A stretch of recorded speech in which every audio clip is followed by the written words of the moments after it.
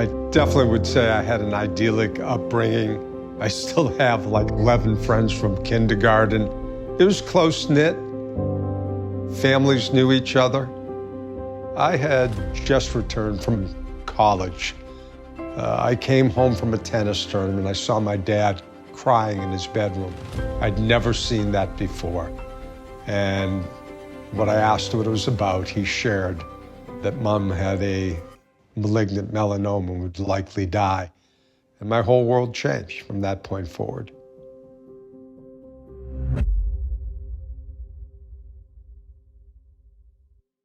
In 1976, we walked the Appalachian Trail from Baxter State Park in Maine, almost to the Massachusetts border. And Billy will say that that's where the seed was planted for the PMC, because Billy organized the whole thing. He planned the route.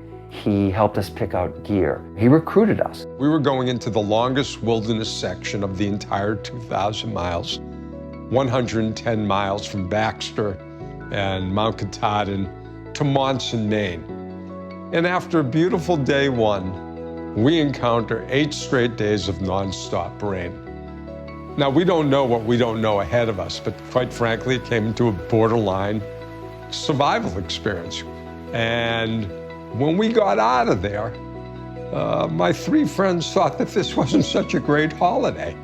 Couldn't imagine why, and they were gonna quit. I wasn't stronger than they were, I wasn't tougher, but I'd done all the work. This was gonna be one of the critical lessons I brought into the Pan Mass Challenge, that you needed those who were gonna participate in an event, you needed them to share the work. You needed a commitment.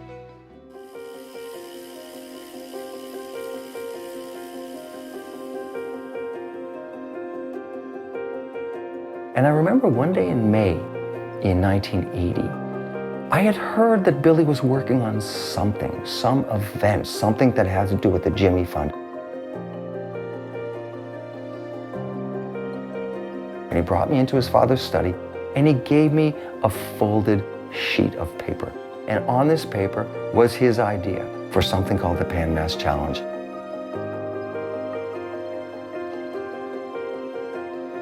The idea was hatched when I went on a sunset ride to the Arnold Arboretum. I had now done this bike ride from Newton to Provincetown. I was searching for purpose in life. The inaugural ride was a group of friends and stragglers and pirates and cowboys who by hook or by crook were gonna get to Provincetown on their bikes in 2 days. In 1980, there was no plan for 1981. It's just something I needed to do. Most of us who experienced that day thought it was great. We were glad to have done it. And I think on every step of the way, there were obstacles that would have discouraged almost everyone but Billy Starr. The ferry was canceled, and we got home by bus, and I'm thinking everyone's going, oh, God, this is a disaster. We ran out of food, everybody got lost, and everybody on the bus, and I go, next year. And I heard that, next year. And again, I said, that's it. I'm gonna make this thing big.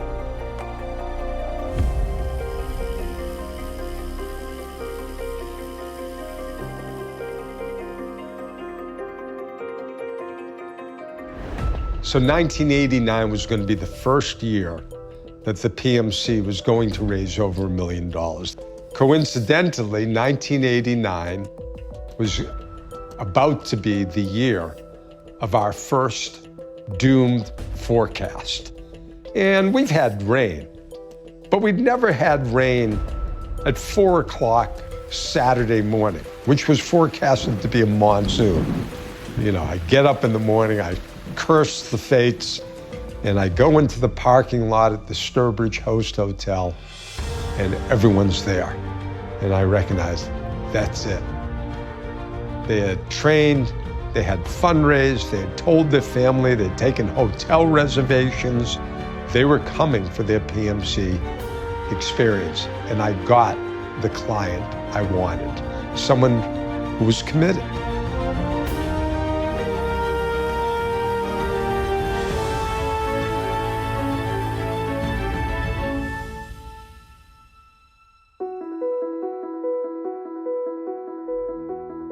When I first met Billy, one of the things I loved about him most was how excited he was about his work. He was always creating, he was always innovating, he was always engaging people. He worked at his dad's house. He would drive to the post office 2 or 3 times a day and hope there was mail. I asked my father, who was living alone in the house where I was born, could I set up in his dining room, which was unused? And he very naturally and comfortably said yes. And I stayed for 17 years.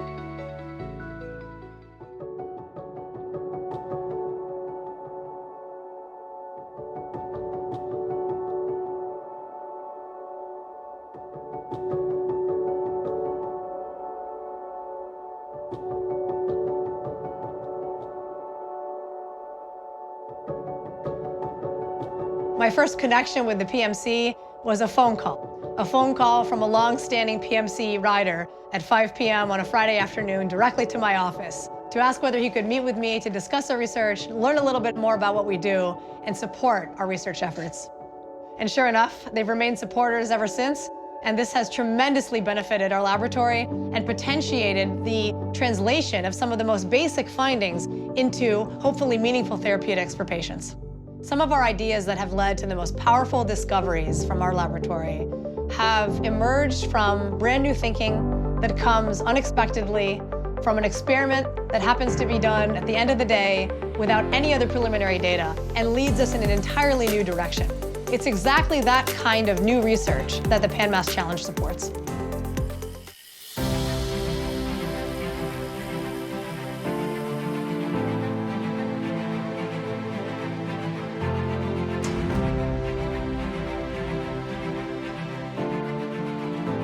Our relationship with the Red Sox starts in 2003 when the Henry Werner Lucchino Troika buy the Red Sox from the Yawkey Foundation.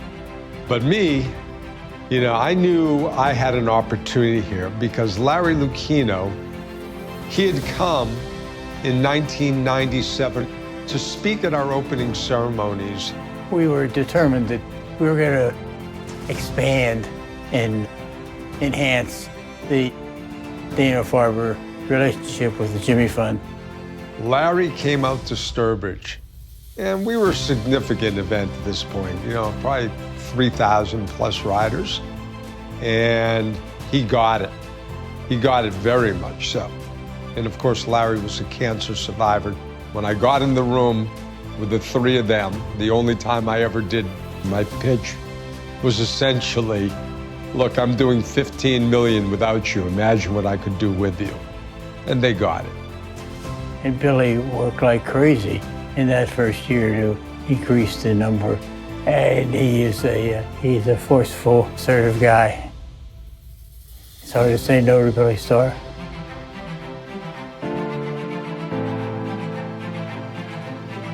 When you're being promoted by the Boston Red Sox and your logo goes up on the green monster, to hear Joe Castiglione, the voice of the Red Sox, say, it's a line drive off the PMC logo, is nothing less than surreal.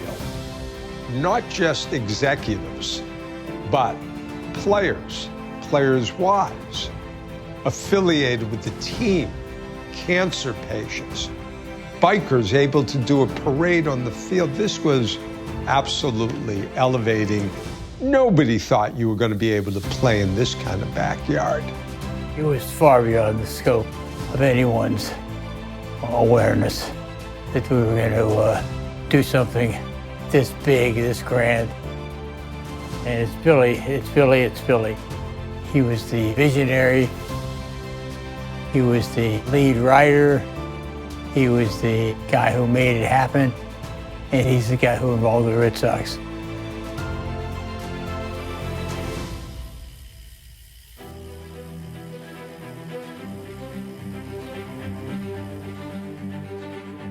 He created a community and he created a cause that benefits and will benefit millions of people.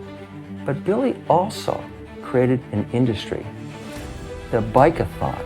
The a-thon industry did not exist before Billy Starr in the PMC. Again, there was no event programming.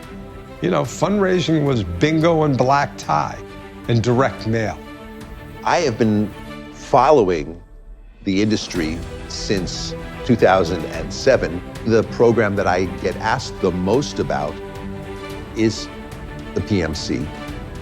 I think that PMC has one of the great origin stories. A guy whose family had suffered from cancer, wanted to do something, and he kind of said, I'm gonna give it a shot.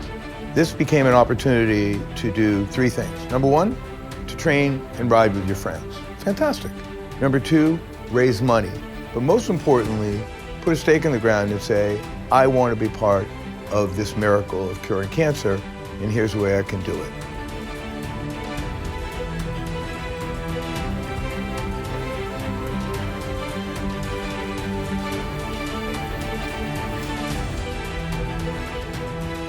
All of those early years were very important, but it's somewhat easy to be successful on a small scale in your early years.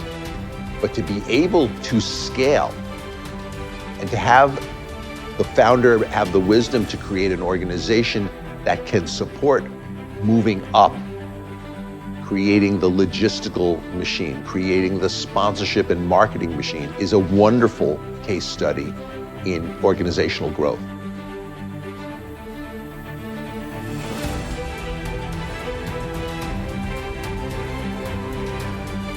None of the money that gets raised from riders goes to the administration of the salaries of the team.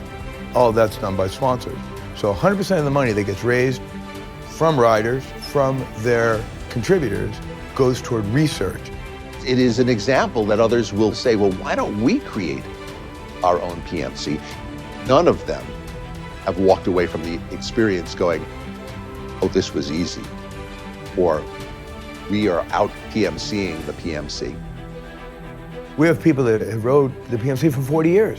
Why do they keep coming back? Some people will say, hey, one and done, I did it. I don't want to do it again. But we all live and breathe this event because of the standard that Billy has set.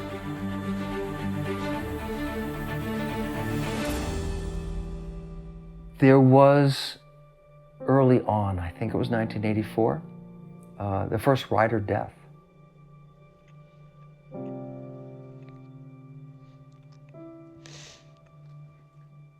The story is always tough. 35 miles into day one, a young gentleman who was 24 years old had an accident. I was on the scene on my bike, and I could see that it was serious. And knowing that I was going to go to the wake and funeral of this young man, whose father held me responsible.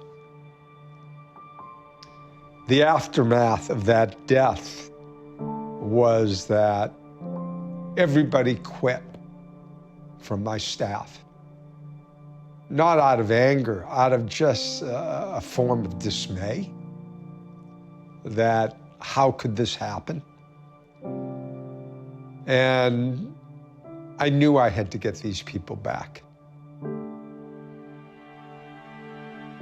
That the greatest harm that could, or disservice that could come out of this death would be to end this event. He thought that's what leadership was, and that is what leadership is. It's believing in what you're doing. And by the way, the PMC in many ways is born of tragedy. It's born of the loss of his mother.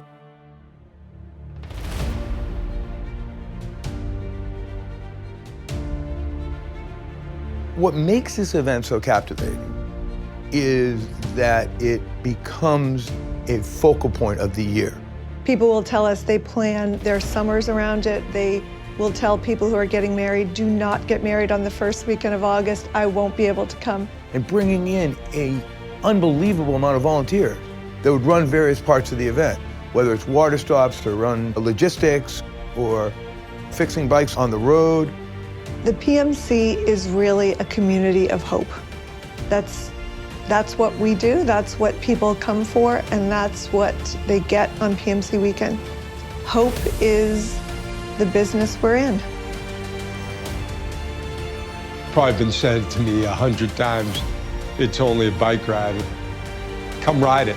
Tell me if it's only a bike ride.